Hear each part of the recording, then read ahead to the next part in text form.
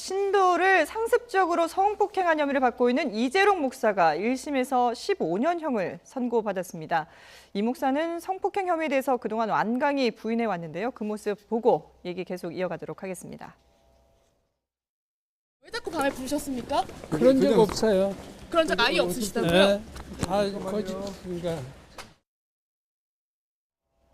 예, 밤에 왜 불렀느냐 했는데 그런 적이 없다라고 했거든요. 먼저 교수님, 이 사건이 어떤 사건이었는지 정리를 좀 하고 얘기를 해보도록 하죠. 네, 저희 국민들께서 이제 기억을 하실 텐데 그 미투 운동이 네. 일어났죠. 사실 이 사건 같은 경우는 그 이전부터 여러 소문들이 상당히 그냥 무성했는데 그냥 넘어가다가 네. 이번에 이제 미투가 있었던 그 지난 4월입니다. 예. 이 교회의 여신도들이 이 목사를 고소를 하면서 이제 이 사건이 불거지게 됩니다. 예. 그래서 이 내용을 보게 되면 2010년부터 4년 동안 8명의 여성 신도들을 수년에 걸쳐서 약 42회에 걸쳐 추행하거나 간음한 혐의로 구속 기소가 됐었죠. 예. 그런데 이제 지금 이제 검찰은 파악을 하고 있기로는 이 사실 이 이재록 목사가 가지고 있는 이 교회가 약 13만 정도의 신도를 가지고 있습니다. 네. 그래서 거기에서 본인이 가지고 있는 그 위치 이런 것을 지위라든가 또는 뭐 권력이라든가 이 피해자들이 대부분이 또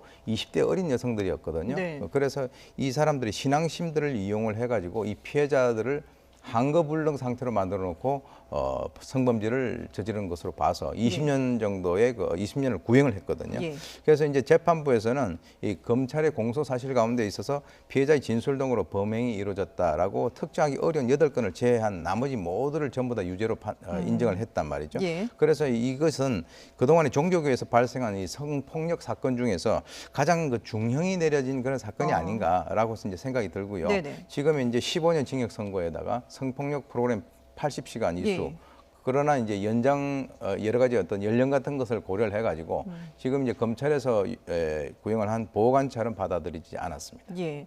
근데 이재록 목사 같은 경우는 앞서 저희가 그 인터뷰 내용도 전해드렸습니다만은 밤에 신도들을 부른 적도 없고 다 거짓이다 이렇게 완강하게 부인하고 있는데도 법원에서 이렇게 중형을 내린 배경은 뭘까요? 일단 이 부인할 수 있었던 이유는 뭐냐면요. 예. 그러니까 언론을 통해서 알려진 바와 같이 이재록 목사가 이 여신도를 찾아가거나 부르거나 만났을 때도 뭐 택시를 이용하게 한다거나 아니면 그 대가로 어떤 금전을 지급하면서 현금만 줬다거나 혹시 그렇게 받은 돈을 뭐 교회에 갑자기 헌금을 했더니 왜 드러날 수 있게끔 이런 일을 했냐라고 해서 자신의 현적을 철저하게 지우려 했었던 예. 게 있거든요. 그러니까 객관적 증거는 사실 없었을 수도 있습니다. 그러나 이 검찰의 수사 과정 그리고 법원에서 피해자들이 진술하는 과정을 들어보면 이렇게 많은 여러 명의 숫자의 피해자들이 거의 객관적으로 일치하는 증언들을 하고 있습니다. 범행 수법도 비슷했었고 자신들이 당했던 방법도 비슷했었고 하나님의 권능이라고 하는 것을 빌어서 내가 하나님이고 내가 성령이기 때문에 너는 거절할 수 없다. 나를 만나는 것이 어떻게 보면은 영광이라는 식으로 했던 것들이 똑같은 반복을 했거든요. 네. 법원의 판사 입장에서 봤었을 때는 이 피해자들이 이 객관적으로 봤을 때 이런 일을 줄줄이 이어서 똑같은 얘기를 거짓으로 얘기할 이유가 없다라는 겁니다. 그리고 객관적으로도 일치하는 얘기고 또 거짓을 딱히 할 이유도 없기 때문에 이 부분에 있어서 판단을 피해자들의 어떤 진술에 훨씬 무게를 둔 것이죠. 예. 그러니까 이렇게 심리적으로 피해자들이 뭐 반항하지 못한 상태를 만들었기 때문에 이런 범죄가 가능했다는 건데 피해자 측의 변호인의 얘기를 한번 들어보겠습니다. 전적으로 신뢰하기 때문에 반항을 한다는 것 자체는 있을 수 없는 일이에요. 그리고 피고인 자체가 성령인데 그것이 인간들이 하는 그런 행위라고 같은 의미로 해석할 수는 없는 것이죠. 네, 그런 점에 있어서는 심리적 한거불능 상태에 있었다. 예. 그러니까 인간들이 하는 행위가 아니라 신과의 어떤 뭐 접점이다 이런 식의 이제 신도들을 회유를 한 건데, 근데 이런 범죄를 우리가 그루밍 성폭력이라고 부르지 않습니까? 근데 실질적으로 이 그루밍 성폭력에 대해서 그동안에는 처벌이 그다지 높지 않고 어렵다, 처벌하기가 어렵다라는 얘기들을 많이 했었는데 이번 상황을 보면은 좀 다르게 판단을 한 것 같아요. 그런 의미에서 이번 판결이 상당히 그 의미가 있는 거죠. 예. 사실 그동안에 이제 그 종교계에서 종교를 빙자해가지고 신도들에 대해서 이런 형태의 어떤 그 성폭력, 성추행 이런 것이 만연해 왔음에도 불구하고 네. 사실은 이제 이 성과 관련돼 가지고 이런 사건들이 발생되면 특히 종교계에서는 뭔가 이렇게 그 폐쇄적인 그런 분위기가 있단 말이죠. 예. 그리고 이제 또 이런 것이 있습니다.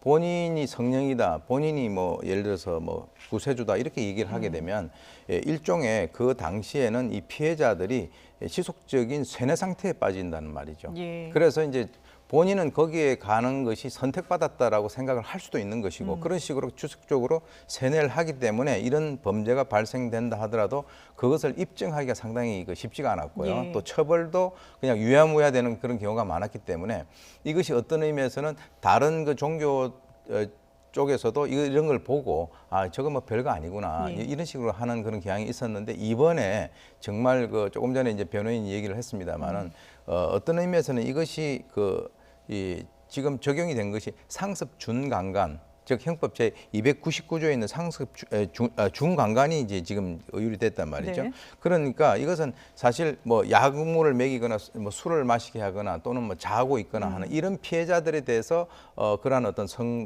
추행을 했다 또는 뭐 성관계를 했다라고 하는 것인데 사실은 이 재판부에서는 그런 상태로 거의 동일하게 본 거예요. 그러니까 술을 마시게 하지 않고 또는 뭐 자고 있는 상태에서 그러한 행위를 하지 않았다 하더라도 네네. 거의 어떤 그 종교적인 분위기를 갖다가 조장을 해가지고 정신적으로 지배를 했다는 정신적으로 거죠. 예. 조종 통제를 네네. 하는 상황에서 그러한 행위를 했다라고 하는 것이 이번에 판결에 의해서 물론 뭐 2심까지 또 가봐야 되겠습니다만 그것이 인정됐다라고 하는 것이 이번에 상당히 그 중요한 의미를 가지고 있다라고 봅니다. 예.